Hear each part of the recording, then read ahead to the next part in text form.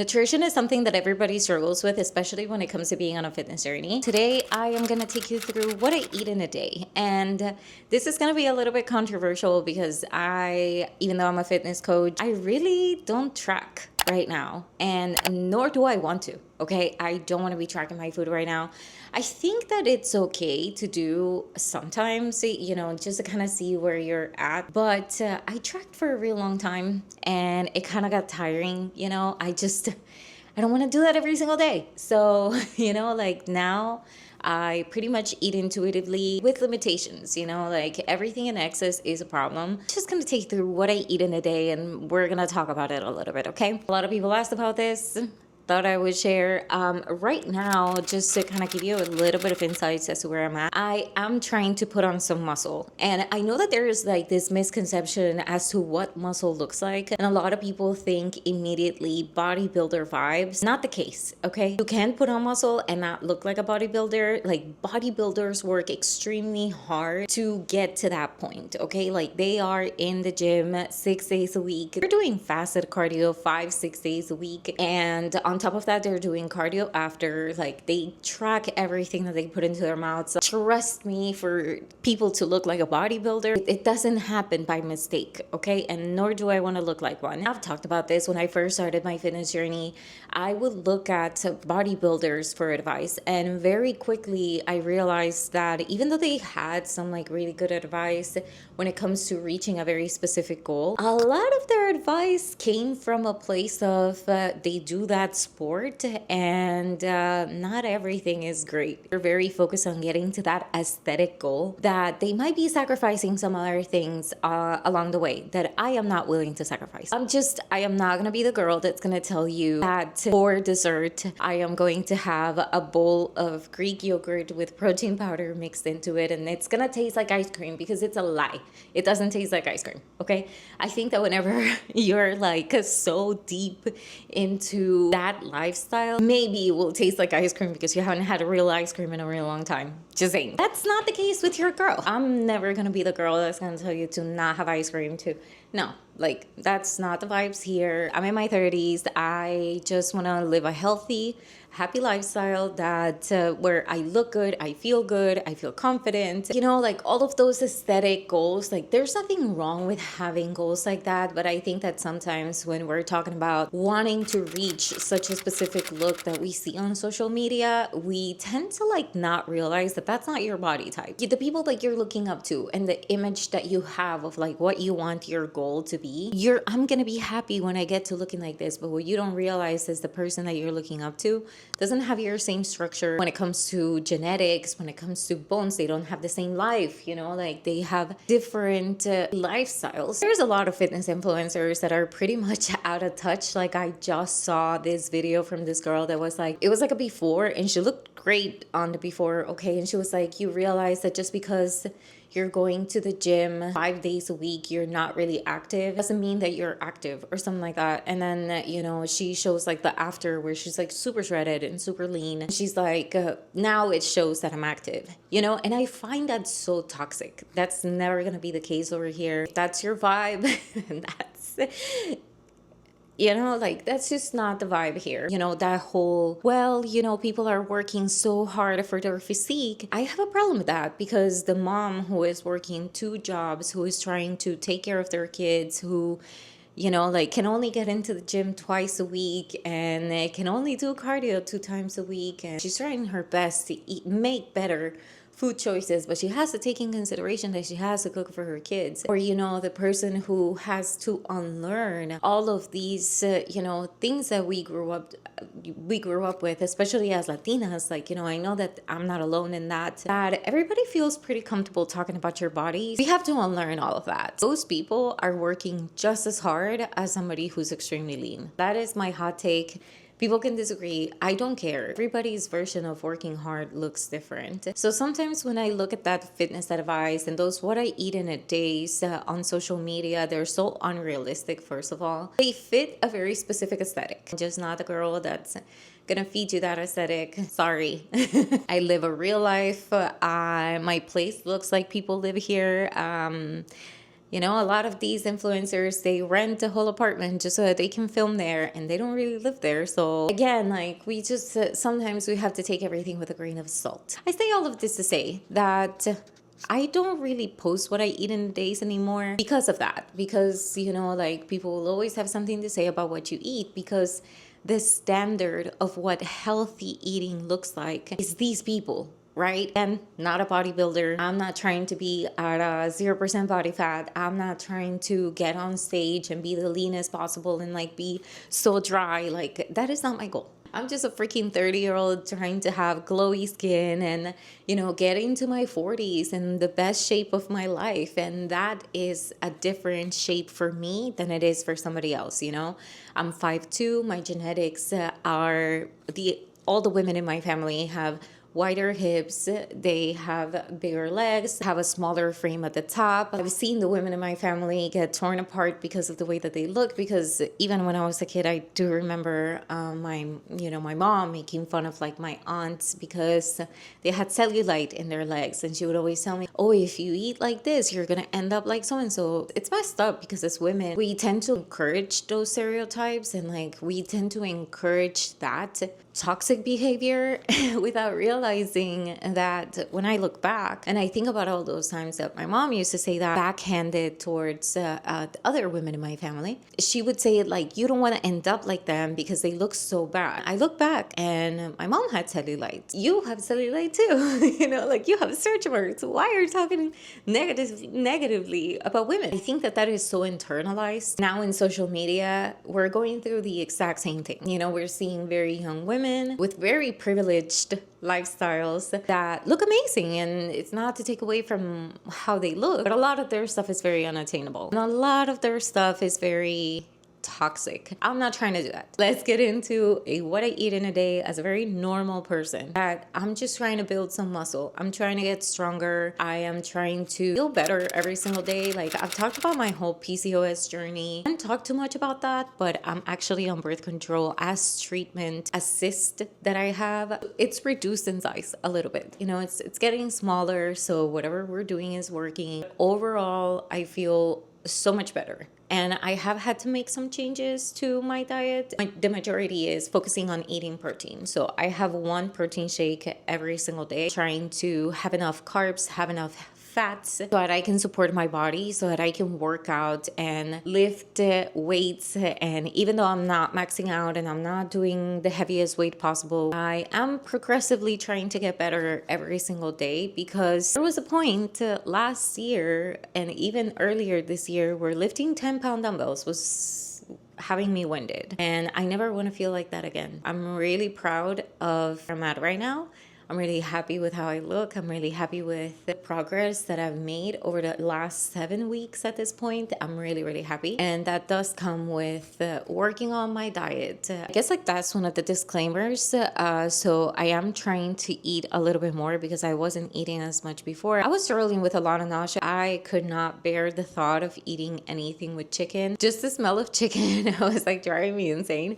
So I'm really happy that I can eat chicken again. And one of the things that the birth control has helped me with is regaining my appetite. I'm so happy about that. Another thing is that I don't really eat lunch, and that is because I don't really have time. 1, 2, I start my day a little bit later, and I know that I get on my clients for not eating and skipping meals, and I'm gonna tell you why I've found something that works for me. You just have to find what works for you. The problem with skipping meals is if you're hungry and you skip that meal, by the time that you get to dinner, you're gonna be starving. You're gonna be so hungry. Your hunger hormones are gonna be out of whack. You're gonna be more likely to go overboard. I think that sometimes that's where the misunderstanding comes from. You just have to find what works for you. For me, having lunch doesn't work. You know, like, I start my day, I'm having my breakfast kind of like around 10 a.m. I finish eating at about 10:30. Lunch would usually be at around 2. I'm not really hungry by that time. I'm deep into my work at that point. It just doesn't happen. About 4 p.m., 3:30, 4 p.m., I'm having a snack. And that's usually fruit with some yogurt. I take a little bit of a break, and I usually work out at about 5:30, 6 p.m. So, you know, I'll have my snack and then go into my workout with some fuel. That I always want to make sure that I don't go into my workout without having had a snack before. Because again, that's not healthy. That's not what I'm trying to do. I'm trying to get stronger. So we need that fuel. By the time that we get to dinner, dinner for us is usually like 7:30, 8 p.m. On the day that I filmed this, what I eat in a day, we ended up eating a little bit later because we had gone for a walk on a trail and it took way longer than what we had expected. So by the time that we got home, it was already dark and, you know, we had to like get cooking and all of that. So it was really late by the time that we ate this day. But usually we have dinner at about 7:30, 8 p.m. With all of those disclaimers, now you kind of have an idea of what my day looks like. I'm trying to eat a minimum of 100 grams of protein per day. The last thing is that I work from home now, and it hasn't always been the case. And when I first started my fitness journey, I was working a full-time job. I know the struggles having to go to work, trying to make progress in your fitness journey. That was a lot. Let's start with breakfast. My husband and I usually cook together. He takes care of some stuff. I take care of other things. On this particular day,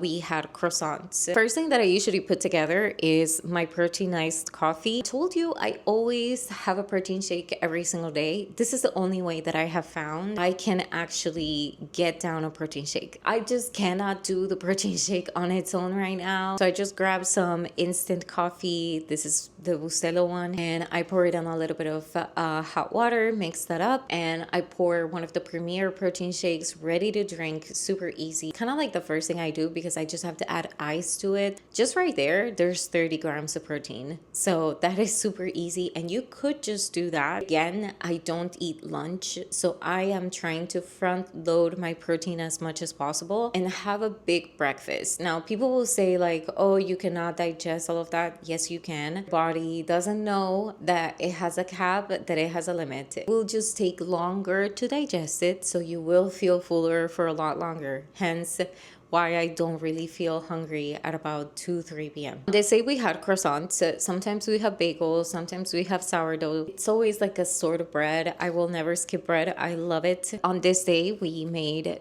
2 eggs for each, a slice of ham, American cheese. One thing we've been doing is having a shot of freshly squeezed orange juice, and that is just so that we can have some extra vitamin C. Eggs are about 7 grams of protein each, so that's 14 grams. Ham, you're probably looking at about 10 grams of protein just right there. Plus the 30, I'm looking at about 55 grams of protein just right there. I ended up putting 2 tablespoons of Oikos yogurt on like a little container with a little bit of protein granola and some strawberries and some honey. This is a very big breakfast because it's gonna carry me through until about 4 p.m. That is intentional. I want to make sure that I have enough food within the 2 meals that I'm having in the day. Always feel a little bit full after breakfast, and that's totally fine. I don't really feel groggy after I eat my breakfast. 5 o'clock rolled around and I wasn't even hungry. But I know that I have to eat because we were gonna go for a real long walk. Last thing I want is for my body to be on E. It's gonna make me feel like crap. I made plans to go for a really long walk. So I knew that going into that walk in the heat and we were gonna be outside for a real long time, it wasn't a good idea to go on E. That is the last thing I wanna do. I don't wanna do my body a disservice by putting it under extra stress that it doesn't need when I'm trying to heal from the inside out. I wanted to make sure that I had some form of carbs, a little bit of protein in my body.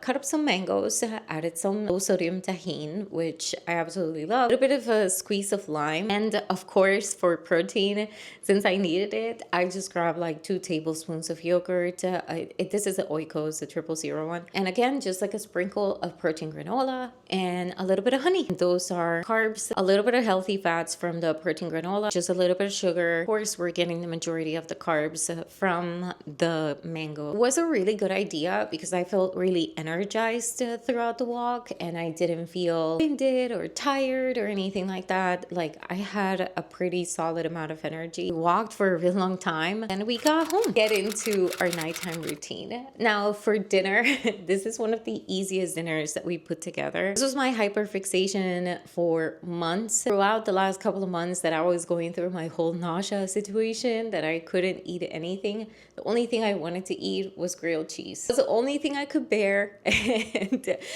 my husband was just like, I'll make you whatever you want to eat because you need to eat something. I went through my grilled cheese era. Still enjoy a good grilled cheese. We usually have some of these like canned soups, and this is the chicken soup, and that's why I'm saying like I'm so glad that I can eat chicken again because this is so convenient. Just grabbing like the can of soup, putting it on a pot, letting it boil. We usually have either one piece of sourdough split into two. This time I had the 2 slices. For cheeses, we usually use either fat-free. This is like the regular cheddar, mozzarella, and a slice of American cheese. So the majority of the protein is coming from the sourdough and from the cheese. This did have a lot of fats. Hadn't had a lot of fats since the morning. It's just something that you always have to consider as a woman. That was my dinner. My husband and I just split the can of soup between both of us. And that was it. Talking about the balance of fats. So when I look at meals, breakfast time, for instance, the majority of the fats came from the croissant and the eggs. I look at eggs, I'm not really looking for protein. I'm looking for healthy fats.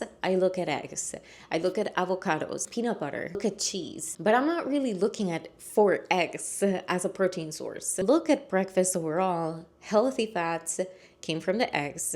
Yes, the croissant has fat. Ham has a little bit of fat, but not that much. Protein came from the protein shake, of course. We have a little bit of protein from the eggs and protein from the ham. We also have carbs, and the carbs come from the honey, from the granola, the yogurt, and the croissant. The one thing that you don't want to do is have something like that, like a croissant that has a lot of fats, and then on top of that, have like a super sugary coffee that brings nothing to the plate more than sugar. That's the problem with balance. And when we're talking about balancing your plate, that, like being able to, okay, like if I'm having a croissant that has a little bit more fats that, maybe doesn't have the most amount of protein, how can I add a protein to my plate? Have a protein iced coffee. You cannot, and like, don't get me wrong, you can have whatever iced coffee you want. I'm not demonizing sugar. You can have whatever you want, and you can have the croissant. Will you be able to reach your goals doing that on a consistent basis? Talking a consistent basis. I'm not talking you doing this once a week. No, you won't be able to reach your goals. But what you can do is eat a croissant that has 2 eggs, ham, cheese, and instead of getting the super sugary, drink on the side, have a proteinized coffee. That's balance. When we're talking about the snack, every single time that I'm gonna work out, I am trying to have some form of carbs and some form of protein. Now, I don't wanna have like a super heavy protein-packed snack 10 minutes before my workout. Body just doesn't have time to process that much protein in such a small period of time. But let's say that, you're gonna go work out in about an hour and a half. Make sure that it's something balanced, that it has carbs, that it has some protein, and you're giving your body time to start processing that.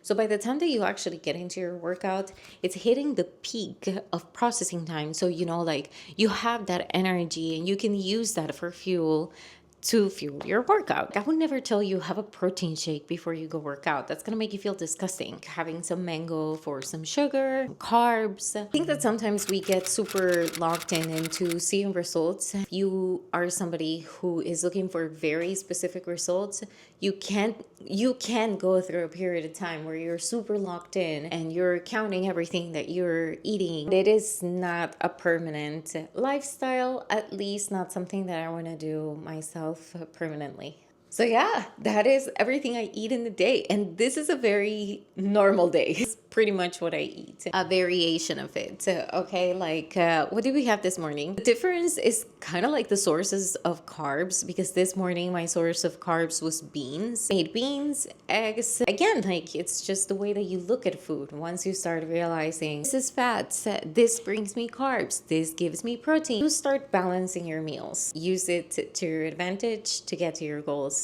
without stressing so much. I hope that was insightful. And I hope that this inspires you to not feel so guilty because you're not doing what a lot of fitness influencers are doing, and they're telling you that you're failing for not doing these things. You're not failing, you're just a normal person, and there is nothing wrong with that. Treat your body with respect, fuel it as necessary, give it some rest, and just focus on feeling good for the most part. Your body will follow. Thank you so much for watching. If you found anything helpful, let me know in the comments down below. Subscribe to my channel so that you can watch more videos as I continue posting these. We'll see you next time. Bye.